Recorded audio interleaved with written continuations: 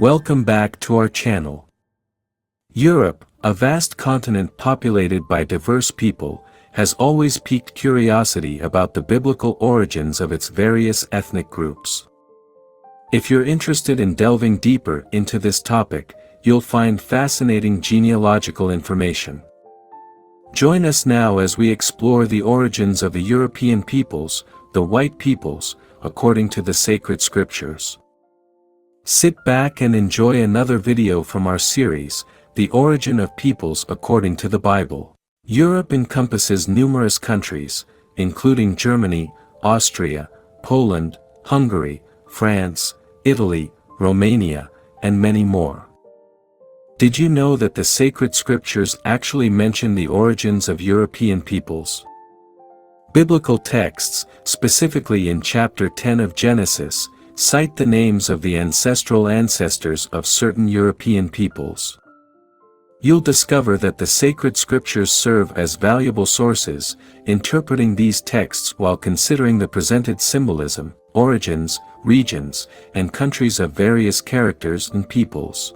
Regarding European peoples, the sacred scriptures mention several of them, with a particular focus on the Greek and Macedonian peoples. These groups are direct descendants of Japheth, one of the sons mentioned in the genealogies. Consequently, Japheth, according to ancient genealogies, Jewish interpretations, and other historical texts, is widely considered the origin of Europeans. All these sources consistently point to Japheth, the son of Noah. The name Japheth carries various meanings, such as beautiful, pale, enlargement, or multiplication. Biblically, European peoples are referred to as Japhethic or Japhetic peoples. Furthermore, linguistically, the European language family, which includes English, German, Russian, Ukrainian, and several others, is known as the Japhetic language family, acknowledging its connection to the ancestor of European peoples. In the book of Genesis, the sacred scriptures provide details about the ancestors of European peoples, specifically in chapter 10 and the book of Chronicles. These passages outline Japheth's lineage, his 7 sons, and his grandsons. By examining the names of Japheth's sons and grandsons, we can decipher the origins of ancient Europeans. Interestingly, in ancient times, the Israelites themselves referred to European peoples as Japhethites or Javanites, specifically mentioning Greece as Javan or the land of Javan. The book of Genesis presents the names of each of Japheth's children. Allow me to share these names with all of you. Japheth's descendants include Magog, Madai, Javan, Tubal, Meshech, and Tiras. Additionally, Gomer had 3 sons, Ashkenaz, Riphath, and Togarmah. Javan had 4 sons, Elisha, Tarshish, Kittim, and Dodanim. It's worth noting that the identification of Ashkenaz as an ancestor of the Germanic peoples is a fascinating and enduring description, still recognized among Jews today. Ashkenazi Jews commonly refer to regions such as Germany and other Germanic areas as Ashkenazic. This is because, according to ancient and biblical Jewish views, the ancestor of the Germanic peoples is believed to be Ashkenaz. The Germans themselves are considered descendants of Ashkenaz, along with other Germanic peoples. Additionally, another biblical character named Riphath is associated with the Celtic peoples, according to interpretations and consensus among the Irish. They view Riphath, son of Gomer and grandson of Japheth, as the ancestor of the Celtic peoples, also known as the Celts. Celtic tribes scattered across Europe trace their ancestry back to Riphath, son of Gomer and grandson of Japheth.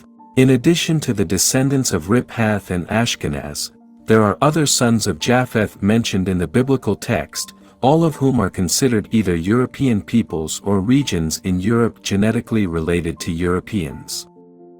For instance, Madai is interpreted as one of the sons of Japheth and represents the nations that settled in the region of Iran, including the Aryan or Iranian peoples. The Madai people are represented by the ancient Persians, commonly known as the Medes.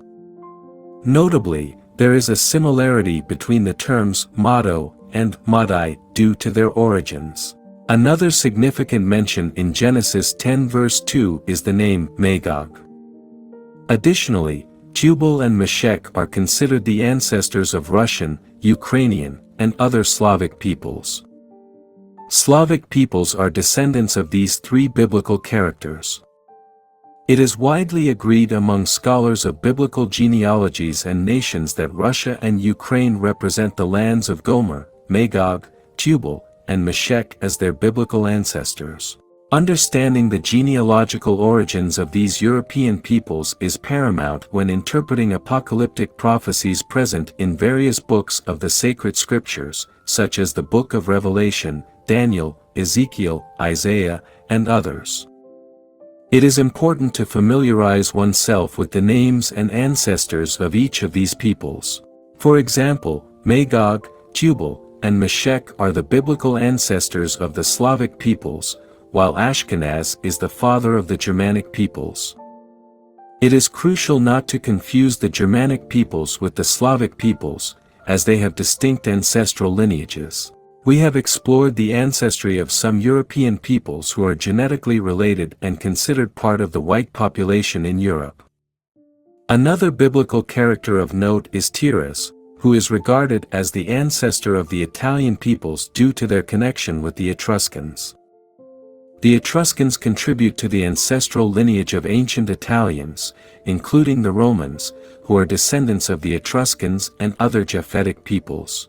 It is interesting to observe that Javan, son of Japheth, not only gave rise to the Greek peoples but also other groups connected to the Greeks, although not being Greeks themselves.